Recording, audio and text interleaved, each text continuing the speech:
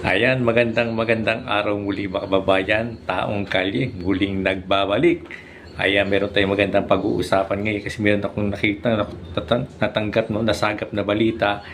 Itong sinasabi na si Maharlika raw ay sinampal sa Amerika. Naku po, ano bang katotohanan nito? Kaya ito ang ating pag-uusapan at pakikinggan natin, panoorin natin isang video ni Kabibig, mga kababayan. Support natin yung YouTube channel ni Kabibig, mga kababayan. Kung natin yung video niya, Kabibig, huwag mo akong strike dito. At pakinggan po natin yung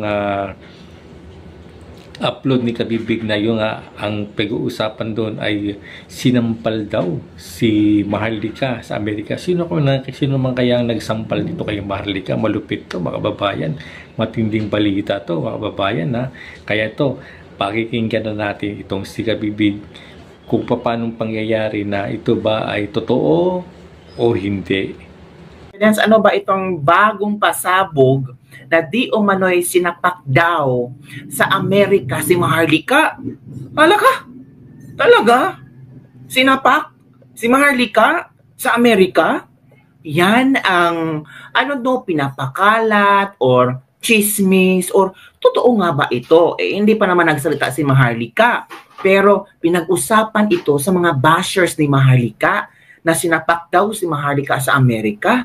Ay talaga ba? Kung sinapak si Maharlika, sana nag-bulging na yung mata ni Maharlika. Di ba? At ito pa, Kabibig.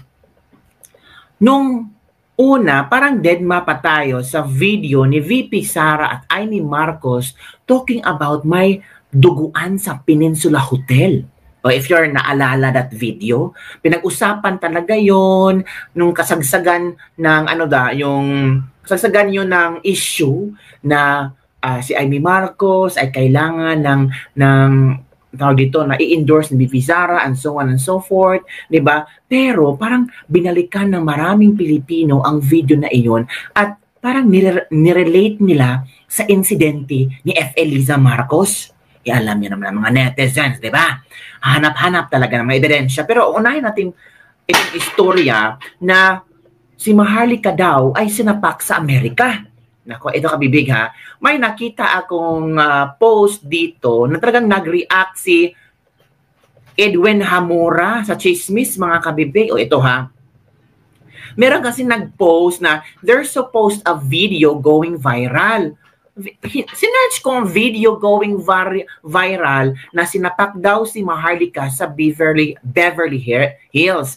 Care to share it here. So, hinanap ko yung video. Wala pala, Kabibig. We don't know, later on may lalabas na video. Pero, si Edwin Hamura o Jamora, talagang as in, nag-post. Nag-post siya at tinawanan ang issue na ito. Sabi ni Edwin Hamura, fake news. Fake news pala itong sinapak si Maharlika. Blogging and route to Las Vegas. Oh please, sinapak daw si Maharlika sa Beverly Hills. Talaga lang ha, sabi ni Edwin ha, you don't know this is United States. Not the disunited fantasy islands of Jolipinas, right? Ay, oo nga, no? US yun, Pilipinas dito. Iba yung government sa US at sa Pilipinas, of course, di ba?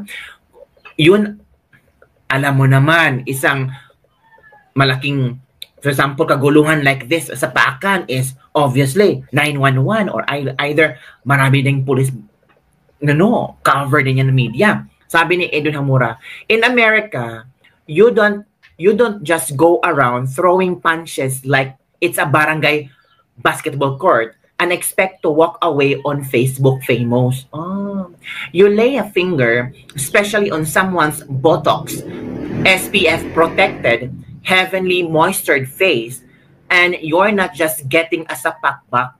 You're getting a full SWAT welcome, a low suit the size of your fake clout, and possibly a cameo on Dateline NBC. So ang sabi ni Edwin Hamura, kung may sapakang nangyari or nanapak ka sa isang tao sa US, obviously, SWAT na ang kalaban mo. Full SWAT Or else, magkaroon ka ng lawsuit. Kakasuhan ka. Knowing kung kakasuhan ka sa Amerika, nako, delikado na yan. Iba yun. Hindi ka tulad sa Pilipinas sa pwedeng below the table. Sa Amerika, hindi yon, di ba? Or maging headline ka. Headline ka sa NBC. Di ba nakakahiya yun? Kung may nangyayaring sapakan sa Beverly Hills, darling, hindi chika yan. That's breaking news. As in, helicopter coverage, aerial zoom, and a mugshot ready for your next Skiffy Choose merch drop. Ano ba yan? But since wala, stop treating California like a Tondo set with no legal consequences. Baka ang totoo, nasapak lang ang ego mo sa real world irrelevance. Next time, bago magkalat na guni-guni, try googling Assaults Law USA para di ka magmumukhang talunan sa spelling bee ng facts. Okay? At Jerry Javier Jr. This is America. You can just hurt people like that or you go to jail. Sabi ni Jasmine Romano. Itong komento ni Ham. Cheapest news. Maharlika sapakan. Ano ba naman yan? You cannot even touch a person without permission in United States. Sabi ni Rick Mirafuentes Matosinius. Yun pala sa US, no? Kumpara sa Pilipinas, sapakan kung sapakan lang, kung pwede na. Ito. Mother Dragon, magpapasapak, di alam ng karamihan. Pag umalis yan, my Navy SEAL bodyguards, stop your hypocrisy, darling. Baka ikaw ang masapak niya. Ito pa. Knowing Maharlika, baka ngud-ngud pa siya ni Palangga at merong bodyguard si Maharlika. Yaman ni Maharlika, may mga bodyguard pala tapos sasapakin lang, 'di ba? Ito, kahit sang foreign country, pag resident na doon, kahit gaano nyo pakayaman, kada isang daliri ng sapak, may bayad yon. Di pa kasali ang kulong. Ginagawang mangmang mga Pinoy nito na nakapag-abroad. Tama mga kabibig. Diba? Pang fake news talaga to. Asan yung video kung totoo? Idi sana pinost niya muna bago siya magkuda. So yun kabibig ha, fake news pala yung sinapak daw si Maharlika. Hindi pala totoo yun. Ako, itong mga taong ito, no, para lamang masira ang pangalan ni Maharlika. Kung meron ba talang sapakan, i-post nyo ang video. Baka si Maharlika ay magsusut.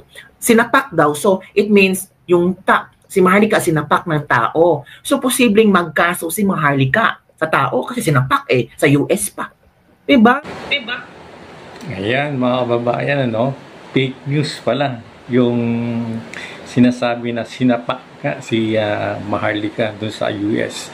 Alam niyo kababayan, alam naman natin yung mga balita, kuro-kuro, no, na kung saan na talaga may mga vlogger na DDS vlogger na hindi nagkakasundo lalo sa may lugar ng Hague, ng Netherlands kung saan doon si Pangulong Duterte. Talagang sa vlog ni Maharlika, nakapanood natin yung hindi magandang mga magkaroon ng mga bangayan. Ito sila Josie, sila Sas, no? At dating mga magkakampiyan. Pero ngayon nagkakasundo-sundong ang mga DDS vlogger nito. Dapat ka magkaisa itong mga vlogger na to para sa isang pinaglalaban. Kaso nga nangyayari dahil sa mga usapin ng mga altupero ba yun? Ganun, no? Na binabanggit ni Maharlika. Kaya nung nakikita ko to, para na din ako, siguro grabe parang totoo. Kasi nga, hindi nga nagkakasundo yung mga ibang mga vlogger at maraming mga tao rin, no, na nagagalit kay Maharlika. Kaya, pero, tama sabi ni Kabibig na imposible kasi ito si Maharlika matapang to Hindi papayag to, mga kababayan, na talagang gagano'n, medyo papadown si Maharlika. Lalaban talaga to. Kita naman natin yung pag-vlog si Maharlika, walang kinakatakutan to. Pati yung mga Marcos, no, paano niya talagang sagasaan to mga to, ba? Pati nga sabi niya, hindi siya natatakot magurgor, no? At handa siyang ibuwis ang kanyang buhay para sa bansa natin, sa bayan natin. Kaya ito nga, napanood natin talagang fake news at yun nga, talagang mayroong mga paninira na mga usapin na ganyan kasi nga talagang sa totoo lang maraming nagagalit kay Maharlika. O, mga ito man ay mga sa panig na mga Marcos, maging sa mga DDS vlogger ay may nagagalit din kay Maharlika. Kaya nga ito at napakinggan natin at napatunay kasi sinare ko lang ang video na to para kung sakaling may kumalat na mga bagay na usapin patungkol dito kay Maharlika na sinampal ay alam na natin na fake news ito mga kababayan. Kaya